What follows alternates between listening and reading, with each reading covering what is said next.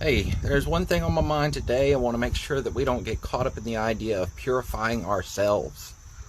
That's right. Jesus is the one that purifies us. The Holy Spirit is God, just like God in heaven.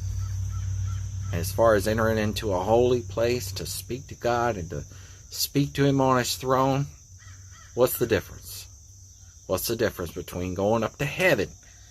We picture after we die, we get to finally go see God in the throne room. But yet, He's in your heart, the same God, in the same glory. And He's glorified you. And that's why we can change, is because He already changed us. By coming to live in us, He made us a holy place. Heaven itself is holy because God lives in it. Alright? That's what makes heaven what it is. God is in you, and He's made you a holy place, and it's just as holy as heaven itself. Going to see God on the throne in heaven is the same as going to see God in your heart. So I'm going to see God, right? I'm walking in there. Yeah? No, there's no journey. It's not even a 6-inch journey. You're not going anywhere. He's already in you. You are just looking to Him with faith. If you believe that He's there, well, look, He is there. If you believe that He's there, you'll see Him that way. And then guess what? Guess how your heart becomes pure then? Your heart becomes pure simply by looking to Him and believing just that. Because then He shows you. Then He becomes manifest to you. The more you look at Him, the clearer He becomes. So do you purify yourself by looking at Him more and more and more? There may be an application of that. There may be some degree of that'll work that way. But ultimately, it's not even like that. You're already pure. You're already living in Him. You say, so I don't have to do anything? I don't know. See, what's the problem is our perspective. It's what we see. It's what we believe. Okay? Because we don't really believe that He's completely manifest and present in our hearts, or else we'd be these glowing images, perfect pictures of what God is on this earth, if we really believed it the way it was. So you're receiving, this incremental in this thing, and you're becoming more and more like Him all the time. But you got to understand the principle, because there's a principle at work here. And this principle is that you have been changed. The change is complete, even if you are coming into the change gradually. Okay? Because that may be how it's happening in reality in your life. But if you will recognize that change is complete already, and that you've already been changed, that everything that is available to you, it's complete. What I'm saying is you got to get the principle down in your heart. That even if you don't feel like it, it is. Even if it doesn't seem like it is, it is. You got to get that principle down in you. So that, partly it's so that you don't rely on your feelings. Because your feelings would tell you otherwise. Your feelings would tell you, you're getting a little better here and there, as you go. But it's like 3 steps forward, 2 steps back. Little here, little there, right? I mean, that's our experience in life a lot of times. But the experience can change. The experience can be better than that if we learn to rely on what He's done completely. And that all sounds good, right? I know. It's like theory at this point when you're just talking about it. So what I'm going to do is I'm going to simply show it to you how it says it in the Word, so that we can understand the words and the principle that's in the Word. And then we'll go from there. It's in 2 Corinthians chapter 3, verse 18. But we all, with unveiled faces, it says open face in the English, a face that the veil has been taken away. If you read the previous verses in that same chapter, you'll see that it's talking all about how Moses put a veil over his face, so that there was like this glow that was on Moses' face when he came back down the mountain after receiving the commandments.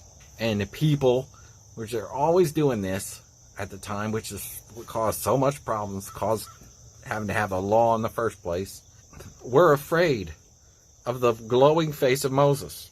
How can you be afraid of a glowing face when it's glowing with the glory of God? Why would that frighten you? It's nonsense. But that's how dumb people are. Okay? So don't forget, guys. It's a good message. I mean, good thing to remember. Anyway, so they're afraid, so he puts a veil over his face so they can't see his face while he's talking to them. But then at the end of that chapter, it says that, but we all, see, they haven't, actually it makes this comparison. It says that they haven't seen this new glory. They don't understand it. But we who've received the Spirit of the Lord, but we all, with unveiled faces, with the veils ripped away, beholding as in a mirror the glory of the Lord, are changed into the same image, from glory to glory, by the Spirit of the Lord. Now, your logical mind and people's logical minds for a long time have been saying constantly, this glory to glory is a gradual change. And it feels like that in reality. See, the same way that this verse feels like that because of your experience in this life of changing, you get a little better here and there, you get a little better. Because of that, you feel like, well, that's what it's talking about. I'm being changed from glory to glory to glory to glory to glory to glory. Nope. If you look at that verse, it very simply says from one glory to the second glory. And what will just cement this for you is if you look at that whole chapter previous to verse 18, the whole chapter, it talks about the former glory, which was the glory of the law and of Moses, the glory of people who are so afraid of God they can't even look him in the eye, to the latter glory, to the glory of grace, to the glory of his Spirit, to the ministration of his Spirit, which is our glory, the glory we get to partake of. We're changed from that former glory to the latter glory by the Spirit of the Lord. The former glory basically being we've heard about God. We know that he's good and he wants us to be good. Okay, but so basically I'm just going to try to hide my bad stuff from God so that he doesn't realize that I'm not good. It's like a little child hiding his eyes from the truth. To the latter glory where his Spirit gets to live inside of us and we get to be one and one with God and be completely connected to God and then be changed, like it says in that verse, from the former glory to the latter glory by the Spirit of the Lord, as we look as if we're looking into a mirror at the glory of the Lord, which means that that glory comes out on our faces. And the love and the light of God. Now it goes on a little further to say that that light has been shined down into our hearts. If you read just a couple verses later in 3 verse 18 and then down in chapter 4, all right, the first 4 verses, the 4th verse culminates in saying, but God who shined the light out of the darkness, he's talking about during the creation when he said let there be light, has shined in our hearts to give the light of the knowledge of the glory of God in the face of Jesus Christ. In our hearts. And it just told us that we were looking as if into a mirror, into the glory of the Lord. And that's what happens. That's how we're changed. Right now, we are changed. That's the other part of it. It just doesn't say we are changing. It says we are changed from glory to glory by the Spirit of the Lord. It's a one-time change. It's done the moment that you receive Jesus into your heart. You've been changed from the former glory to the latter glory. This is the principle I'm talking about. It's in the Word. It's clear as day. Okay? It's just so easily confused because our experience tells us otherwise.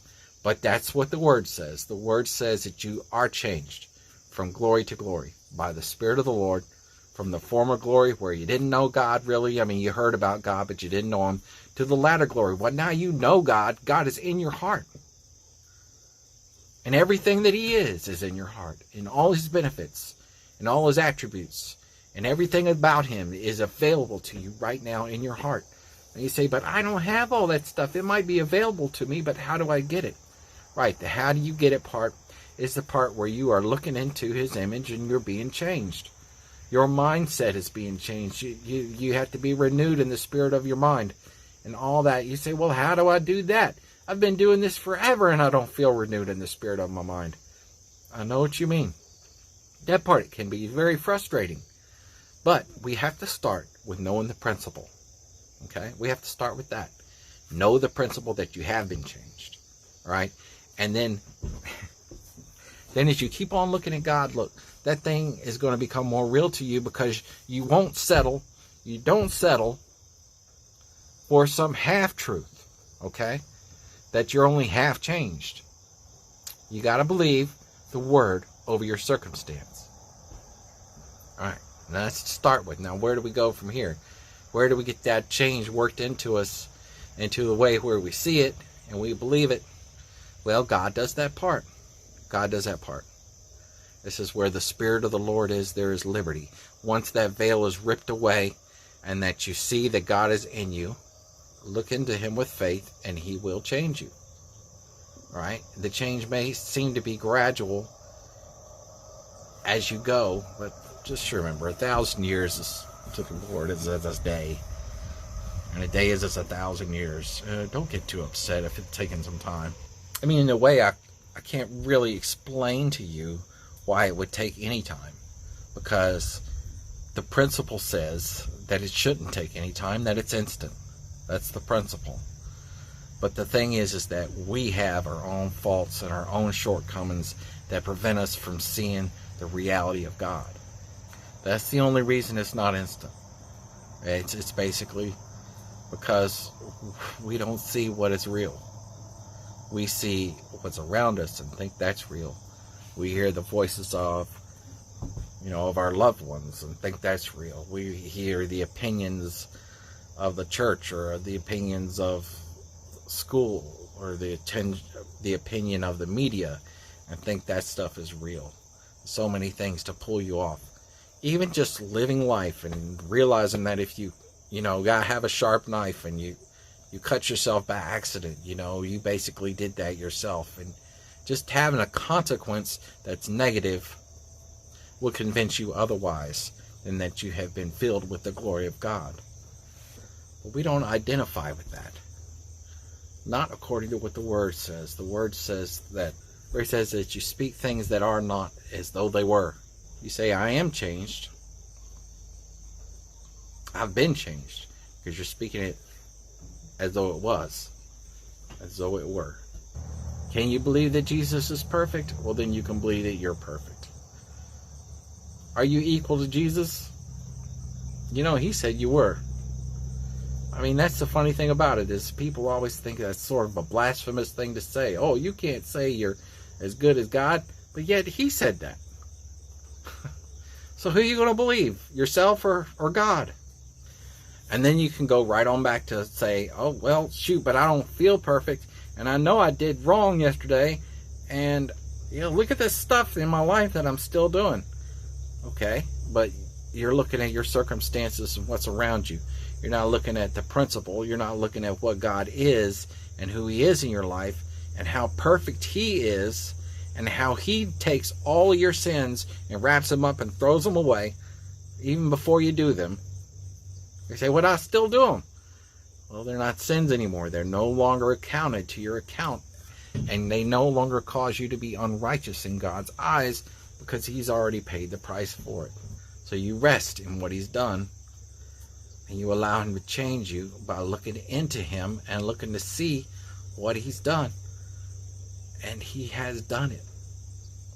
It's always going to be developing and changing and getting better. Well, I was talking about this principle earlier, and there's a time when I was dealing directly with that principle with God when